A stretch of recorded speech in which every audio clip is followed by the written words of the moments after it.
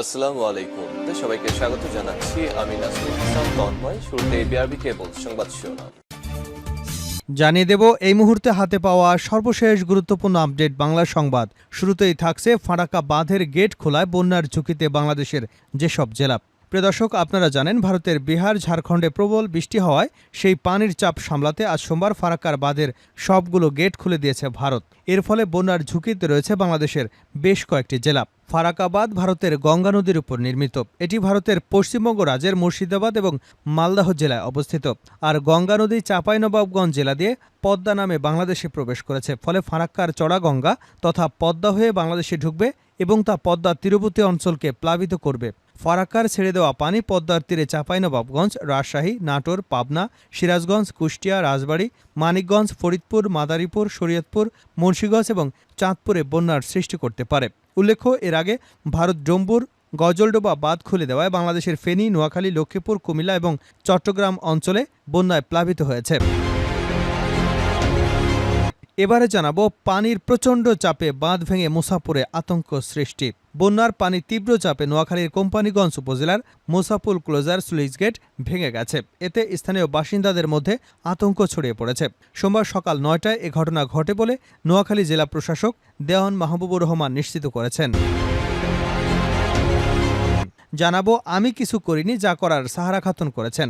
সম্পদ অর্জনের বিষয়ে নতুন তথ্য দিয়ে ডিবি হেফাজতে রিমান্ডে থাকা সাবেক ডেপুটি স্পিকার শামসুল হক টুকু বলেছেন, তার কোনো সম্পদ অবৈধভাবে অর্জন নয়। আমি যখন স্বরাষ্ট্র প্রতিমন্ত্রী ছিলাম তখন মন্ত্রী ছিলেন অ্যাডভোকেট সাহারা খাতুন, যা করার তিনিই করেছেন। জানিয়ে দেব দাবি দাওয়া এতদিন কোথায় ছিল। সম্প্রতি বিভিন্ন দাবি দাওয়া নিয়ে আন্দোলনে নামা বিভিন্ন শ্রেণী পেশার মানুষের উদ্দেশ্যে বাংলাদেশ জামায়াত ইসলামের আমির ডাক্তার শফিকুর রহমান বলেছেন, আপনাদের দাবি দাওয়া এতদিন কোথায় ছিল? আগে কেন এগুলো নিয়ে কথা বলেননি? 15.5 বছর ধৈর্য ধরেছেন, আরও কিছুদিন ধৈর্য ধরুন। সোমবার ঢাকা মেডিকেল কলেজ হাসপাতালে চিকিৎসাধীন বৈষম্য বিরোধী ছাত্র আন্দোলনের সমন্বয়ক হাসানাত আবদুল্লাহকে দেখতে গিয়ে এসব কথা বলেন। জানিয়ে দেব আওয়ামী লীগ নেতা গোলাপ 7 দিনের এবং সাংবাদিক রূপা ও শাকিল 5 দিনের রিমান্ডে। বৈষম্য বিরোধী ছাত্র আন্দোলনের সময় আদাবরে গার্মেন্টস কর্মী রুবেল হত্যা মামলায় আওয়ামী লীগের প্রচার ও প্রকাশনা সম্পাদক আব্দুল সোবহান গোলাপের 7 দিনের রিমান্ড মঞ্জুর করেছেন আদালত। এছাড়া 71 টেলিভিশনের সাবেক বার্তা প্রধান শাকিল আহমেদ ও সাবেক প্রধান প্রতিবেদক ও উপস্থাপক ফারজানা রূপার 5 দিনের রিমান্ড দেওয়া হয়েছে। এবং সর্বশেষ জানাবো ভারতকে হারিয়ে সাফের ফাইনালে বাংলাদেশ। সাফ অনূর্ধ্ব 20 আসরে ভারতের বিপক্ষে ট্রাইব্রেকারে জয় পেয়েছে বাংলাদেশ। নেপালের মাটিতে ভারতের বিপক্ষে এ জয়ে ফাইনালে উঠে গেছে লাল সবুজের যুবা প্রতিনিধিরা। এতক্ষণ শিরোনাম শুনছিলেন, এবার বিস্তারিত। প্রিয় দর্শক, আপনি যদি এই চ্যানেলে নতুন হয়ে থাকেন, ভিডিওটি দেখতে দেখতে চ্যানেলটি সাবস্ক্রাইব করে আমাদের সঙ্গেই থাকুন। আর এই ভিডিও সম্পর্কে আপনি আপনার মূল্যবান মতামতটি কমেন্ট বক্সে জানিয়ে দিন। আর হ্যাঁ প্রিয় দর্শক, জানিয়ে দিন ভিডিওটি কোথা থেকে দেখছেন। ফারাক্কা বাঁধের গেট খোলায় বন্যার ঝুঁকিতে বাংলাদেশের যেসব জেলা। ভারতের বিহার ঝাড়খণ্ডে প্রবল বৃষ্টি হওয়ায় সেই পানির চাপ সামলাতে আজ সোমবার ফারাক্কা বাঁধের সবগুলো গেট খুলে দিয়েছে দেশটি। এর ফলে বন্যার ঝুঁকিতে রয়েছে বাংলাদেশের বেশ কয়েকটি জেলা। ফারাক্কার বাঁধের মোট গেট 109টি। এগুলো খোলার বিষয়ে ভারতীয় সংবাদ মাধ্যম নিউজ 18-এর খবরে বলা হয়, ফারাক্কার বাঁধ প্রকল্পের পানি বিপদসীমা অতিক্রম করায় পানি ছাড়ার পরিমাণ বাড়ছে। গঙ্গার পানির স্তর বৃদ্ধি হতেই বাঁধটি থেকে 11 লাখ কিউসেক পানি ছাড়া হয়েছে। ফারাক্কার বাঁধ গঙ্গা নদীর উপর নির্মিত। এটি ভারতের পশ্চিমবঙ্গ রাজ্যের মুর্শিদাবাদ এবং মালদহ জেলায় অবস্থিত।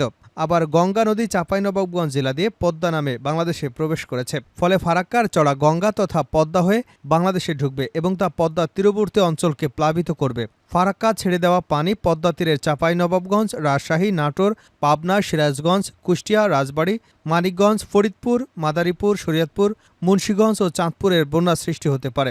উল্লেখ্য, এর আগে ভারতের ডম্বুর এবং জগলডোবা বাঁধ খুলে দেওয়ায় বাংলাদেশের ফেনী, নোয়াখালী, লক্ষ্মীপুর, কুমিল্লা ও চট্টগ্রাম অঞ্চলে বন্যা হয়েছে। পানির চাপে বাঁধ ভেঙে মুসাপুরে আতঙ্ক। বন্যার পানি তীব্র চাপে নোয়াখালীর কোম্পানিগঞ্জ উপজেলার মুসাপুর ক্লোজার সুইচ গেট ভেঙে গেছে।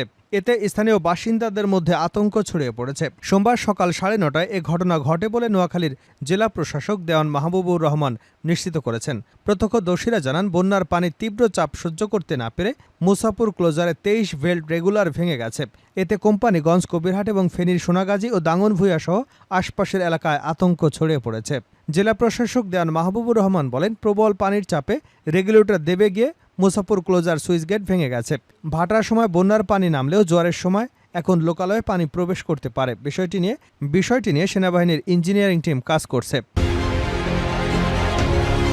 আমি কিছু করিনি, যা করার সাহারা খাতুন করেছে টুকু। সম্পদ অর্জনের বিষয়ে নতুন তথ্য দিয়েছে ডিবি হেফাজতে রিমান্ডে থাকা সাবেক ডেপুটি স্পিকার শামসুল হক টুকু।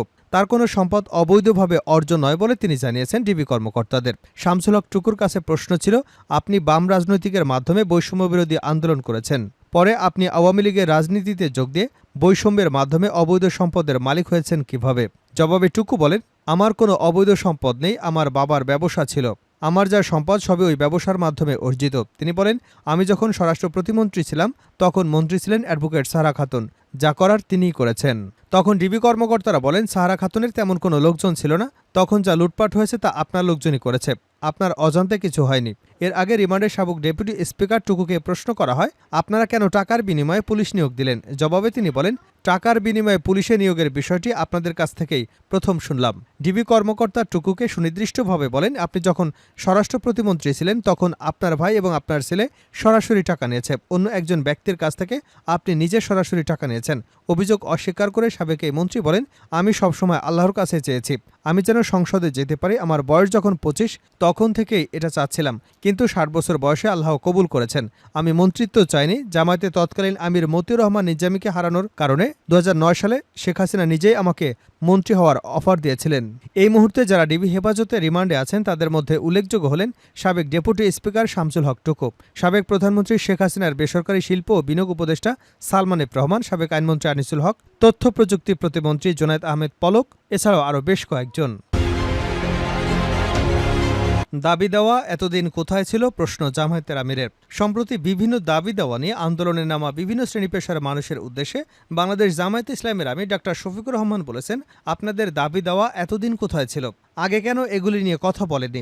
15.5 বছর ধৈর্য ধরেছেন, আরও কিছুদিন ধৈর্য ধরুন। সোমবার ঢাকা মেডিকেল কলেজ হাসপাতালে চিকিৎসাধীন বৈষম্য বিরোধী ছাত্র আন্দোলনের সমন্বয়ক হাসনাত আবদুল্লাহকে দেখতে গিয়ে এসব কথা বলেন তিনি। বলেন, 1 মাসও হয়নি অন্তর্বর্তীকালীন সরকার দায়িত্ব নিয়েছে, দেশকে গোছাতে দিন, আপনারা সহায়তা করুন। সচিবালয় রোববারের ঘটনার প্রসঙ্গে শফিকুর রহমান বলেন, আনসার সদস্যরা গায়ের জোরে সচিবালয়ে ঢুকে অস্থিতিশীল পরিবেশ সৃষ্টি করেছেন। বৈষম্য বিরোধী ছাত্র আন্দোলনের অন্যতম সমন্বয়ক হাসনাত আবদুল্লাহ তাদের শান্ত করবার চেষ্টা করেন, কিন্তু বিরোধীরা তারা হাসনাত আবদুল্লাহকে মারধর করেন। এক পর্যায়ে ছাত্র জনতা তাদের প্রতিরোধ করে। আমরা হাসনাত আবদুল্লাহকে দেখতে এসেছিলাম, তার জন্য দোয়া করছি যেন তিনি তাড়াতাড়ি সুস্থ হয়ে ফিরে আসেন। যদি পরবর্তী সময়ে এমন কোনো ঘটনা ঘটে সেক্ষেত্রে জামায়াতের ভূমিকা কি থাকবে? এমন প্রশ্নের জবাবে তিনি বলেন, এমন কোনো ঘটনা ঘটলে আমরা জামায়াতে ইসলামী হিসেবে আসব না, সাধারণ জনগণ হয়ে আসব। আমরা একা আসব না, আমরা ছাত্রদের সঙ্গে নিয়ে সহযোদ্ধা হয়ে আসব। আমরা আল্লাহর কাছে দোয়া করি এমন কোনো পরিস্থিতি যেন তৈরি না হয়। জামায়াতের আমির বলেন, যারা সম্মুখ সারিতে থেকে স্বৈরাচারী সরকারকে হটিয়েছে তাদের গায়ে আনসার সদস্যরা হাত তুলেছেন। আমরা আপনাদের দাবি দেওয়ার পক্ষে আছি, কিন্তু আপনাদের সময় দিতে হবে এবং ধৈর্য ধরতে হবে। আর এ ধরনের গণবিপ্লবকে ব্যর্থ এবং বিফল করবার জন্য যে কোনো দিক থেকে যারাই আসুক তাদের প্রতিহত করতে সবাইকে সোচ্চার ও জাগ্রত থাকতে হবে। কেউ অপতৎপরতা চালালে যেন থামিয়ে দেওয়া যায়। রাষ্ট্রের একটা বাহিনীর কতিপয় দুর্বৃত্তের হামলায় আহত বৈষম্যবিরোধী ছাত্র আন্দোলনের অন্যতম প্রধান সমন্বয়ক হাসনাত আবদুল্লাহকে হাসপাতালে দেখতে যান আমিরে জামাত ডাক্তার শফিকুর রহমান। এ সময় আরও উপস্থিত ছিলেন কেন্দ্রীয় কর্মী পরিষদ সদস্যসহ আরও বেশ কয়েকজন। ভারতকে হারিয়ে সাফের ফাইনালে বাংলাদেশ। সাফ অনূর্ধ্ব-20 আসরে ভারতের বিপক্ষে ট্রাইব্রেকারে জয় পেয়েছে বাংলাদেশ। নেপালের মাটিতে ভারতের বিপক্ষে এই জয়ে ফাইনালে উঠে গেছে লাল সবুজের যুব প্রতিনিধিরা। সোমবার অনুষ্ঠিত ম্যাচে প্রথম গোল করে লিড নেয় বাংলাদেশ। ফাইনালের পথে পা বাড়িয়ে দেয় তারা। পরে গোল করে সমতায় ফিরে ভারত অনূর্ধ্ব-20 দল। এরপর ট্রাইব্রেকারে যায় ম্যাচ, সেখানে 4-3 গোলে জয় তুলে নেয় বাংলাদেশের যুবারা। বাংলাদেশের হয়ে 36 মিনিটে গোল করেন আসাদুল্লাহ মোল্লা। ম্যাচের 75 মিনিটে ওই গোল শোধ করেন ভারতের অনূর্ধ্ব-20 দলের রিকি মেথিহাওবাক। পরে আর গোল না হওয়ায় ট্রাইব্রেকারে যায় ম্যাচ। ট্রাইব্রেকারের প্রথম শটই মিস হয় ভারতের। গ্রুপ পর্বের প্রথম ম্যাচে ভুলে যাওয়ার মতো ভুল করে গোল খাওয়া গোলরক্ষক মেহেদী হাসান শ্রাবণ দারুণ ক্ষিপ্রতায় লাফিয়ে ফিরিয়ে দেন প্রথম শট। পরে 3 শটেই গোল করে ভারত। তবে বাংলাদেশের অনূর্ধ্ব-20 দলের ফুটবলাররা 4 শটের একটিও মিস না করায় উঠে যায় ফাইনালে। বাংলাদেশ আগামী 28 আগস্ট সাফের অনূর্ধ্ব-20 পর্যায়ে শিরোপা লড়াইয়ের মাঠে নামবে। ফাইনালে ওই ম্যাচে বাংলাদেশের যুবাদের প্রতিদ্বন্দ্বী স্বাগতিক নেপাল।